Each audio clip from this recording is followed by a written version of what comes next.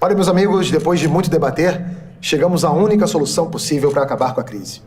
Chegamos à conclusão que é preciso criar um novo padrão de tomadas. Criada por Hans Donner, a nova tomada brasileira tem 7 pinos, sendo 3 deles diagonais e esse último aqui verde, que brilha no escuro para o usuário saber em que posição colocar a tomada. Isso coloca o Brasil na vanguarda, porque seremos o país com o maior número de pinos numa tomada, não só à frente do ranking do Mercosul, mas também em todo o mundo. Presidente, aqui. Pois não. Mas pra que tanto pino? Isso movimenta a indústria, né? Vão ter que fabricar mais de 500 milhões de novas tomadas. E uma conta simples aí, são mais de 3 bilhões e 500 milhões só de novos pinos. Sem falar no mercado informal, no mercado negro, de adaptadores de tomadas, né? As pessoas vão falar muito da nova tomada e não vão mais falar da crise. Isso é tudo que vocês pensaram? Não. A gente também pensou num novo acordo ortográfico. Quem cai agora é o tio, né? O tio não existe mais, está abolido. E quem volta e volta com tudo é o trema, tá? O trema assume o lugar do hífen e o hífen substitui a hashtag. Isso também vai movimentar todo o mercado aí de revisores, professores de português, novos regulamentos, novos acordos. Vão falar muito disso, vão falar da tomada e não vão falar da crise. Presidente, aqui, desculpa a insistência, quanto à crise, não tem nada de mais efetivo? De mais efetivo tem sim. A gente pensou nesse sucesso do 9 a mais nos números de celular e a partir de agora, todo e-mail tem que ter 2 arrobas.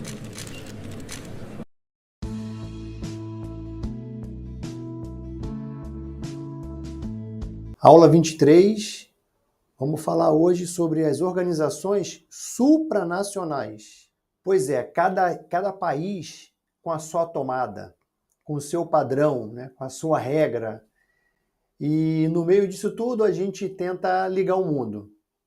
Esse vídeo brinca, né, com um problema real, né? Como tomar decisões, né, que sirvam para todo mundo, né, num planeta cheio de interesses diferentes. E é exatamente aí que entra as organizações supranacionais, né, que são instituições que tentam padronizar as regras do jogo, criar acordos, né, válidos, né, para vários países e, pasmem, fazer as nações abrirem mão de um pouco da sua autonomia, né, mas em nome de um bem coletivo. Parece utopia? Vamos entender como que isso funciona na prática. Vamos para a aula. Sabia que existe grupo de países que decide abrir mão, né, da parte da sua autonomia, né, para seguir decisões conjuntas? Isso são chamadas as organizações supranacionais. E o que é uma organização supranacional? São aquelas instituições formadas, né, por países que transferem parte da sua soberania para decisões coletivas, né? E as decisões dessas organizações, elas são obrigatórias para os seus membros. São diferentes de acordo ou aliança, né, que tem estrutura institucional própria, né? Por exemplo, uma organização supranacional tem parlamento, tem um tribunal, ou seja, né, os países confiam tanto na sua integração que eles topam cumprir regras, né, feitas por uma autoridade que está acima dos governos nacionais, né? Isso é um tipo de um governo compartilhado, né? E um dos exemplos, né, de uma organização supranacional é a própria União Europeia. A União Europeia, ela foi criada, né, no pós-guerra, né, para garantir paz, integração econômica, né, dos seus membros.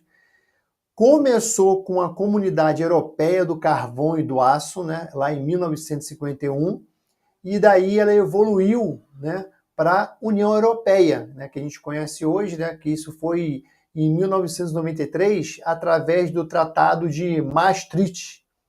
E aqui a gente vê, né, a transição, né, das suas bandeiras, né? A primeira bandeira ali é a bandeira da Comunidade Europeia do Carvão e do Aço, né, lá na década de 50.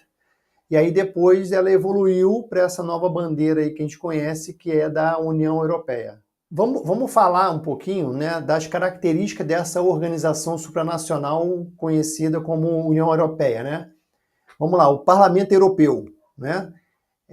Como eu falei, existe um parlamento, né, que faz leis válidas, né, para todos os seus países membros.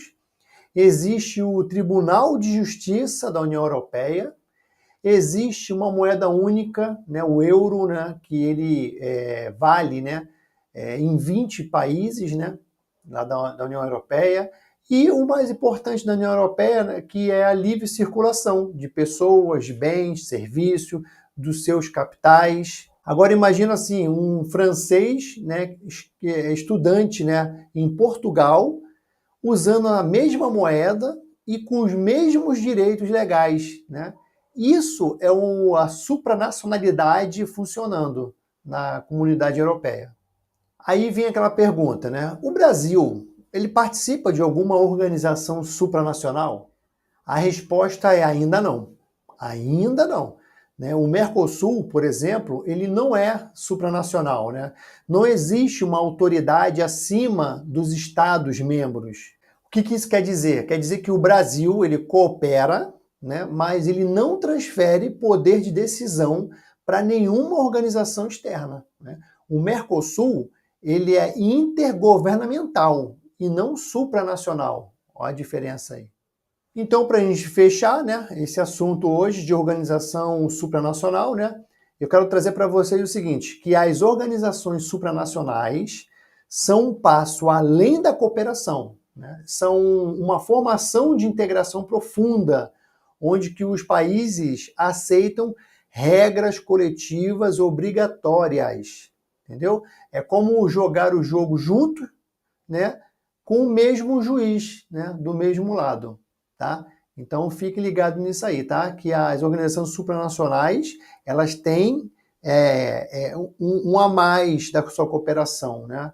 Ela tem uma integração mais profunda, né? Onde que os países participantes, né, dessa organização supranacional, como a União Europeia, por exemplo, eles aceitam as regras coletivas e obrigatórias, tá? Essas são as organizações supranacionais. Beleza, pessoal? Então hoje o assunto era isso aí, era bem breve. Eu queria trazer para vocês, né, o conceito de uma organização supranacional, que é muito importante, né, para você entender a nossa próxima aula, tá? Então você tem que ficar ligado nesses conceitos aí para você não confundir nas nossas avaliações que virão por aí e nos concursos aí que sempre cobram, né, a diferença entre essas organizações internacionais. Beleza? Então eu fico por aqui, um abraço e até a próxima aula.